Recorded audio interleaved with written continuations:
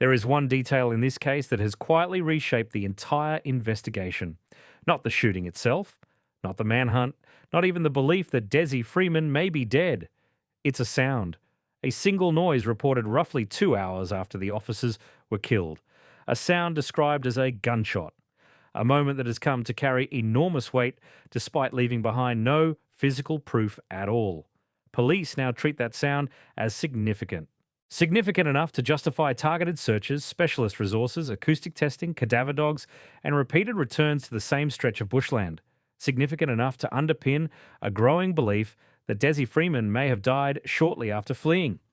And yet months later, there is no body, no weapon, no cartridge, no blood, no clothing, no trail that ends in certainty. That contradiction is where this video begins, because once you accept that the investigation now leans heavily on that reported gunshot, you also have to confront what it implies and what it fails to explain. Let's start with what police have actually said, not what's been assumed on their behalf. At no point have investigators stated definitively that Dezi Freeman took his own life. They have not said the gunshot was fatal. They have not said it was Freeman who pulled the trigger. What they have said, carefully and repeatedly, is that they believe the gunshot is relevant, and that based on everything they know, they strongly believe Freeman is deceased somewhere in the area they've been searching. Belief is not proof, and relevance is not confirmation. The sound itself was reported by a member of the public. Around 12:29 p.m., roughly 2 hours after the fatal encounter with police, someone heard what they believed to be a gunshot in the Mount Buffalo area. That information did not immediately reshape the investigation. It gained weight later after police conducted acoustic and firearms testing and decided it warranted serious attention. Already there are limits to what that sound can tell us. A noise does not identify a shooter. It does not identify a target. It does not confirm injury, let alone death. It doesn't even confirm a firearm, only that the sound resembled one. Everything beyond that is inference. And yet, in the absence of any other concrete event after Freeman disappeared, that sound has become the last known marker in time, the final anchor. The point at which speculation hardens into theory. This is where the logical drift begins, because once a gunshot is placed on the timeline, it becomes tempting to connect it directly to Freeman. He was known to be armed. He was believed to be in the area. Therefore, the thinking goes, the gunshot must involve him. And if it involves him, then perhaps it was the end. That chain of reasoning is not irrational, but it is incomplete. The first assumption most people make is that if Freeman was involved in that gunshot, he must have fired it himself. And if he fired it, the assumption continues, it must have been self-inflicted. That conclusion feels neat. It offers psychological closure. It explains the silence. It explains the disappearance. And it relieves the investigation of having to imagine unknown actors or events. But neat explanations are not always accurate ones. If the gunshot was self-inflicted and fatal, the immediate problem is obvious. Where is the body? Bushland can obscure evidence, yes. Animals can disturb remains. Time can erode markers. But complete absence is rare, even in harsh terrain. Something usually persists. A fragment of clothing, a weapon, a cartridge casing, a disturbance in the ground, a partial trail, especially when the same area is searched multiple times by trained personnel with dogs specifically trained to locate human remains. At some point, the explanation that the bush hides everything begins to strain. Now consider a second possibility, one that is rarely discussed openly but cannot be dismissed logically. That Freeman was struck by a bullet, but not by his own hand. Nothing about the reported sound tells us who fired the weapon. Nothing confirms Freeman was alone. Nothing proves the shot was intentional, accidental, or even directed at him specifically. A confrontation, a struggle, or an encounter of any kind would radically change the implications of what followed.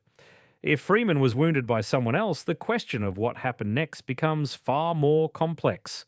A wounded man does not necessarily die where he falls. He may be moved. He may be assisted. He may be taken somewhere else entirely. And suddenly, the absence of a body in the bush no longer points to natural concealment, but to displacement. This idea makes people uncomfortable because it introduces human agency into a story that many would prefer to see resolved by isolation and inevitability. It raises questions about involvement, about silence, about responsibility. But discomfort alone is not a reason to discard a possibility. At the same time, this scenario has its own problems. Removing a body is not easy. It requires time, transport, planning, and above all, silence. It increases the number of people who must keep a secret. It raises the likelihood of witnesses, camera footage, or eventual disclosure. And in a case with $1 million reward attached, sustained silence becomes increasingly difficult to maintain. This is likely why police have not leaned into this theory publicly. It multiplies uncertainties instead of narrowing them. But here's the critical point. The absence of evidence cuts both ways. If there is no sign of Freeman dying in the bush, that weakens the self-inflicted death theory. But if there is also no sign of third-party involvement, that weakens alternative explanations too. What remains is not clarity, but a vacuum. And vacuums exert pressure.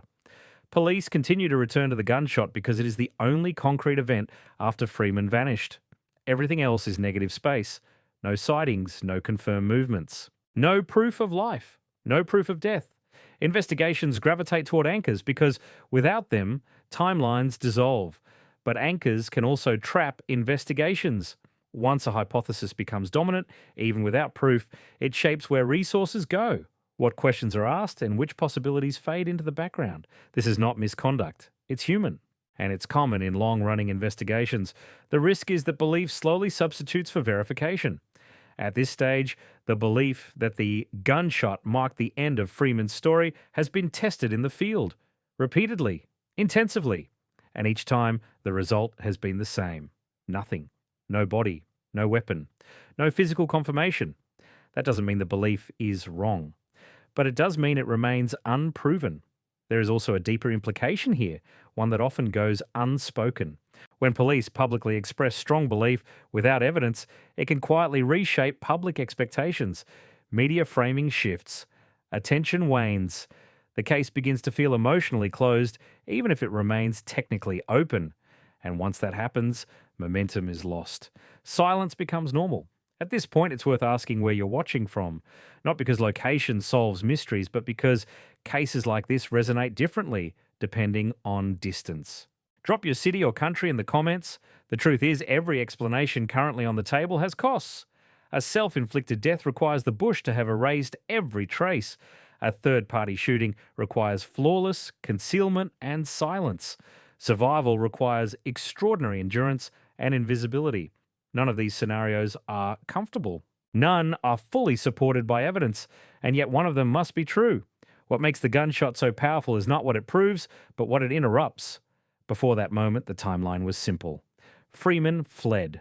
After that moment, everything fractures.